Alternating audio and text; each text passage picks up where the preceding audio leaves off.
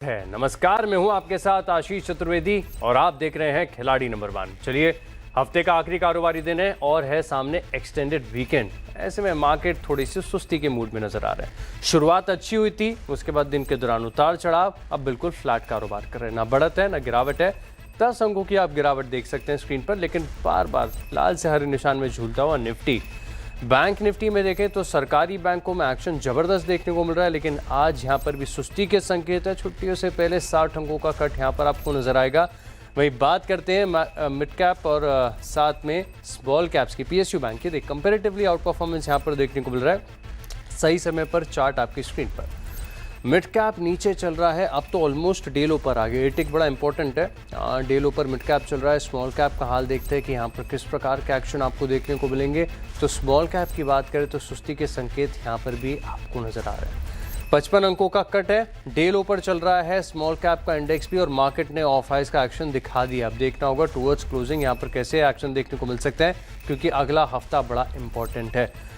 समझते हैं कि पूरे मार्केट का हालचाल क्या कहता है, कितने शेयरों में तेजी, कितने शेयरों में गिरावट। तो ये आंकड़ा है आपकी स्क्रीन पर, गिरने वाले शेयरों की संख्या, लेकिन थोड़ी सी अधिक। 1146 शेयर ऐसे हैं जहां पर बढ़त है, लेकिन इसके सामने 1640 तकरीबन शेयर ऐसे हैं, दोनों के बीच का अंतर आप देख सकते हैं। गिरावट वाले शेयरों में ज़्यादा एक्शन आपको नजर आएगा। निफ्टी और बैंक निफ्टी के कॉन्ट्रीब्यूटर्स आपकी स्क्रीन पर। निफ्टी में एशियन पेंट्स है, TCS, HCL और टाटा स्टील, यहाँ पर थोड़ी सी खरीदारी है। ड्रैग लगातार कर रहा है रिलायंस। एक्सिस बैंक कमजोर है, ICICI बैंक भी ड्रैग कर रहा है। तो बैंक निफ्टी तो देखने की आवश्यकता ही नहीं है, क्योंकि एक्सिस बैंक और ICICI बैंक, फिर भी एक बार स्क्रीन पर ले आता हूँ, ये तो थोड़ा सा दबाव बना ही रहे। तेजी की तरफ कोई बैंक ऐसा कोई दिख नहीं रहा जहां पर बहुत बड़े मूव्स देखने को मिले। बैंक निफ्टी में देखिए सिर्फ एक इंडसइंड बैंक कैसे इसके नतीजे आने, कोटक है, फेडरल है। फेडरल तो लगातार तेजी दिखा रहा है। तो मार्केट फिलहाल आप देखें तो थोड़े से साइडवेज मूव के साथ फिलहाल के लिए ट्रेड करता हुआ नजर आ रहा है। लेकिन ये हफ्ता बेहद इंटरेस्टिंग देखने को मिला। स्मॉल कैप और मिड कैप में बेहद बड़ा उतार चढ़ाव, और इस हफ्ते हमारे साथ जुड़े हैं पिछले 3 हफ्तों के एक्सपर्ट्स और मार्केट विनर्स। सैमको सिक्योरिटीज़ के ओम मेहरा हैं, wavestrategy.com के आशीष कयाल हैं, और JM फाइनेंशियल के तेजस शाह भी हमारे साथ। आप तीनों को नमस्कार, शो में स्वागत है। और चर्चा को आगे बढ़ाएं इससे पहले अब तक की परफॉर्मेंस का रिपोर्ट कार्ड। कल 3:30 बजे तक आपके पोर्टफोलियो में क्या कमाल हुआ है देख लेते हैं। तेजस शाह के पोर्टफोलियो में 0.7% के गिरावट। ओम मेहरा के पोर्टफोलियो में गंभीर डेंट 8% है। अब पता नहीं कैसे आगे बढ़ेंगे। आशीष कयाल जी का पोर्टफोलियो हफ्ते की शुरुआत से लेकर अब तक बड़ा स्थिर, सिर्फ 1% के मूव यहाँ पर देखने को मिले। तो फिलहाल के लिए अगर आप देखें तो एक्शन यहाँ पर बड़ा इंटरेस्टिंग है। एक एक करके समझ लेते हैं क्या है स्ट्रैटेजी और क्या कहता है पोर्टफोलियो। सबसे पहले आशीष कयाल जी का पोर्टफोलियो आएगा आपकी स्क्रीन पर। देखते हैं कि कितने स्टॉक्स हैं इनके पास और कितने शेयरों का विकल्प है। डाबर यहां पर खरीदारी की राय दी थी, प्रॉफिट बुकिंग कर ली। आवास फाइनेंसर्स यहां पर भी आप देखें तो यहां पर भी एक्शन आपको थोड़ा सा इंटरेस्टिंग ही देखने को मिला है। पोर्टफोलियो खाली है सर आपका, क्या करेंगे अब? देखिए, बाजार में फिलहाल तो रेंज में, जैसे कल बात हुई थी, रेंज में रहेगा और वही देखा जा रहा है कि सीमित दायरे में कामकाज कर रहा है। ऊपर में निफ्टी 25,350 400 का सपोर्ट है, नीचे में 25,180 150 का सपोर्ट है नीचे में, और ऊपर में रेजिस्टेंस है।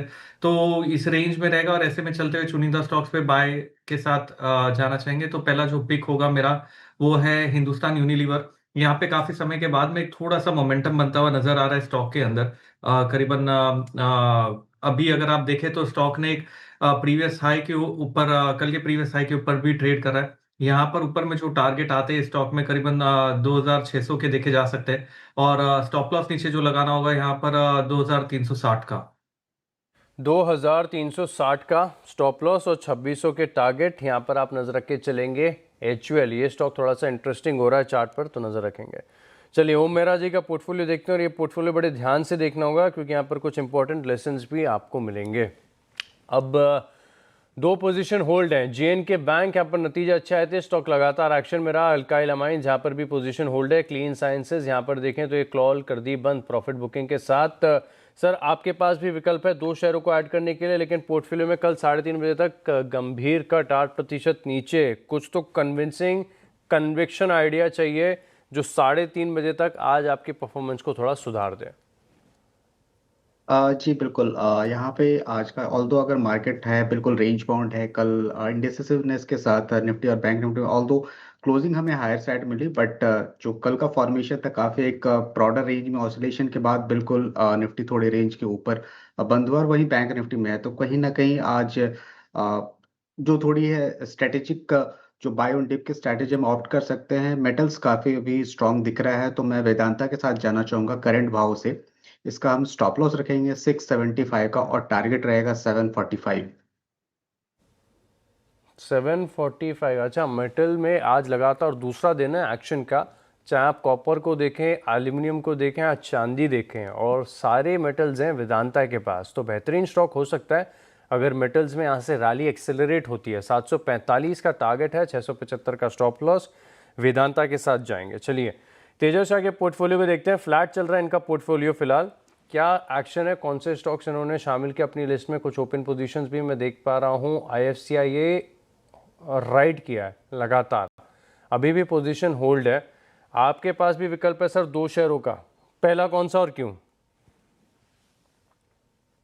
सो आशीष जी, गुड मॉर्निंग, और सभी दर्शकों को मेरा नमस्कार। तो मेरा जो पहला पिक है वो भी मेटल स्पेस से है। SAIL Steel Authority of India Limited stock ने एक साइडवेज कंसोलिडेशन के बाद आज एक फ्रेश ब्रेकआउट दिया है, और ओवरऑल चार्ट स्ट्रक्चर देखेंगे तो काफ़ी स्ट्रांग है।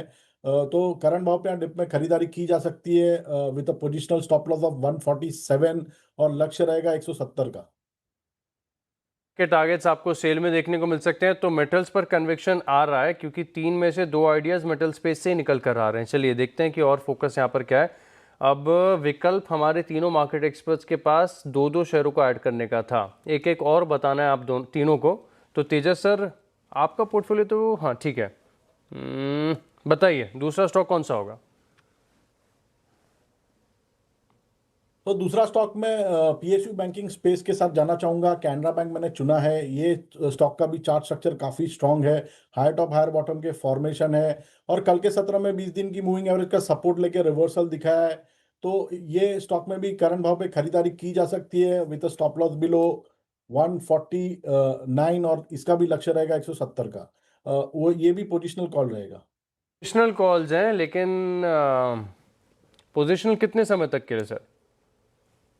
देखिए, ये शो के मुताबिक 330 का लेके, लेकिन किसी को अगर लंबी अवधि के लिए भी पोजीशन लेनी है तो 2 हफ्ते के टाइम होराइजन से भी खरीदारी कर सकते हैं। Fair enough, fair enough. हर चीज़ इंट्राडे के लिए नहीं होती, कुछ थोड़ा सा लंबी अवधि का नज़रिया भी रखना पड़ता है। कैनरा बैंक के स्टॉक को चुना है और अभी फिलहाल आधे 1% के मूव यहाँ पर देखने को मिले। डे हाई से फिसला ये स्टॉक, देखेंगे रिक्लेम करता है कि नहीं, लेकिन फिलहाल के लिए 170 के टारगेट्स पोजिशनल तौर पर है। 3:30 बजे तक की भी उम्मीद है कि स्टॉक में एक्शन देखने को मिले। अब ओम मेहरा जी, हम देख पा रहे हैं कि आपका पोर्टफोलियो तो पूरा हो गया, आप रिलैक्स कर सकते हैं। वैसे भी आप दूसरे पे ऐड नहीं करते कई बार तो बढ़िया ही है। आशीष ख्याल जी, आपके पास विकल्प है दूसरे स्टॉक के लिए, कौन सा? फिलहाल मैं वेट करना चाहूंगा। बाजार अभी रेंज में है, देखते हैं अगर higher end of the range break करता है तो एक बाय साइड के साथ मैं आऊंगा सेकंड हाफ में। तो बाय साइड में कोई सेक्टर स्टॉक पसंद आ रहा है फिलहाल वॉच करने के लिए? नहीं, मेटल स्पेस पे ही थोड़ी नजर बनाए रखिए। टाटा स्टील एक ऐसा स्टॉक है जहां पर एक मोमेंटम बन सकता है। थोड़ा प्रॉफिट बुकिंग हायर लेवल से हो रहा है, तो रडार पे रखा हुआ है मैंने। तो अगर यहाँ पर वापस से एक रिवर्सल कैंडल बनती है अच्छी, तो टाटा स्टील में मेरे ख्याल से ऊपर में 197 198 के टारगेट देखे जा सकते हैं, और नीचे में जो सपोर्ट है स्टॉक का अराउंड 187 के आसपास है।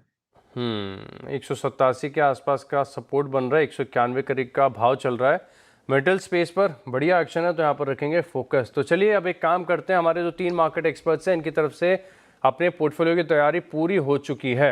अब एक छोटे से ब्रेक के लिए रुक रहे हैं, लेकिन ब्रेक के बाद बात करेंगे रेडिको खैतान के CFO दिलीप बांटिया से, और जानेंगे कि नतीजों में क्या खास रहा है, ग्रोथ आउटलुक कैसा है। आप बने रहे हमारे साथ।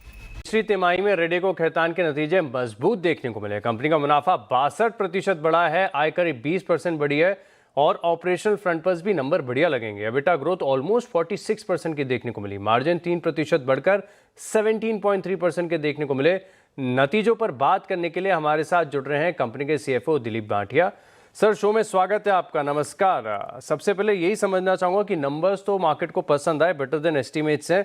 प्रीमियम सेगमेंट से ग्रोथ की उम्मीदें काफी ज्यादा है, इस सेगमेंट में परफॉर्मेंस कैसी रहेगी? तो धन्यवाद मुझे इस चैनल पे लाने के लिए। एंड मैं सभी अपने दर्शकों को गणतंत्र दिवस की शुभकामनाएं देता हूं। ये क्वार्टर हमारे लिए सबसे स्ट्रॉन्ग क्वार्टर रहा है अभी तक का, और इसमें हमने जो प्रीमियम ब्रांड में ग्रोथ की है 25% प्लस की है। सभी ब्रांड्स अच्छा वर्क किए हैं। Magic moment family has grown by 18%. After Dark, which is a deluxe whiskey, has grown by 45%. Royal Ranthambore, which is a entry-level Scotch Indian whiskey, is grown by 55%. So we have continued to do well. और बाकी भी सब brand अच्छा किए हैं। तो premiumisation हमारा जो हमने चालू किया है, और 2016 से जो हम लग्जरी और सेमी लग्जरी में आए हैं, उसमें हमारा काफी अच्छा मोमेंटम है। रामपुर इंडियन सिंगल मॉल्ट जो 2016 में लॉन्च किया, 2018 में जैसलमेर इंडियन क्राफ्ट जिन लॉन्च किया। इसके बाद से हम पिछले 5 साल में 6 ब्रांड और लॉन्च किए हैं जो कि लग्जरी और सेमी लग्जरी में हैं। Royal Ranthambore largest 10% plus market share हो गया है, डिफेंस में भी अवेलेबल है, it's doing very well. Last year हमने 3 ब्रांड लॉन्च किए। इस साल में एक्चुअली हमारे 3 ब्रांड जो आए हैं वो भी बहुत आइकॉनिक ब्रांड है। स्प्रिट ऑफ कश्मीर, वो करीब 8-9 स्टेट में भी स्प्रेड आउट है और काफी अच्छा रिस्पॉन्स है। इसके अलावा Morpheus super premium whisky which is largest segment is also doing well and we are available in 8 state now. Virasat Indian single malt which has been launched recently, अभी 3 महीने पहले उसका लॉन्च हुआ है, वो भी काफी अच्छा काम कर रहा है और 3-4 स्टेट में उसका भी लॉन्च हो गया। So we are doing extremely well on our premiumization. We will continue to further strengthen and consolidate our position in that.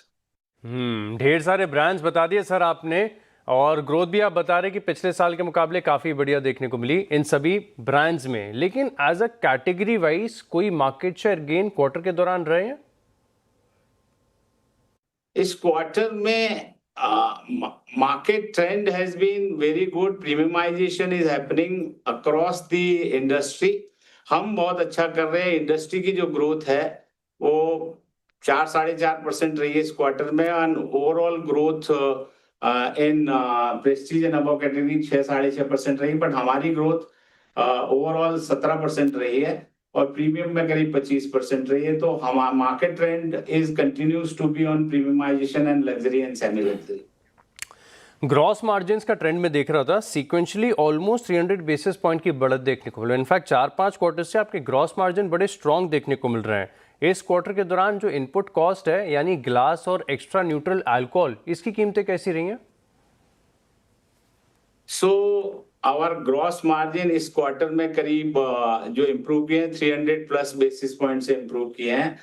इसमें प्रीमियमाइजेशन ने भी बहुत बड़ा रोल अदा किया है। प्रीमियमाइजेशन के कारण 125 बेसिस पॉइंट का इम्प्रूवमेंट हुआ है, एंड चूंकि there is softer declining trend in the grain and the ENA which has also played a key role, तो उसमें भी हमारा करीब 200+ बेसिस पॉइंट का इम्प्रूवमेंट रहा है। तो अक्रॉस we have guided करीब 150 basis point improvement in this year, but we will surpass that, and Q4 भी काफी अच्छा जा रहा है।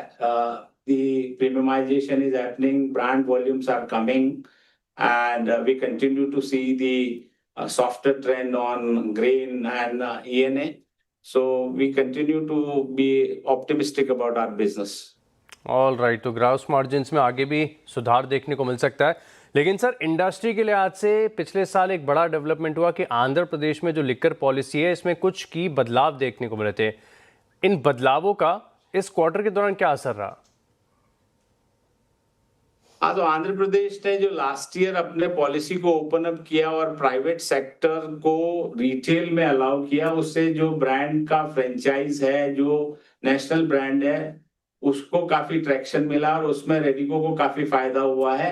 हमारा मार्केट शेयर 10% होता था जो कि अभी 26% प्लस है, and Andhra Pradesh as a state is also growing in the volume.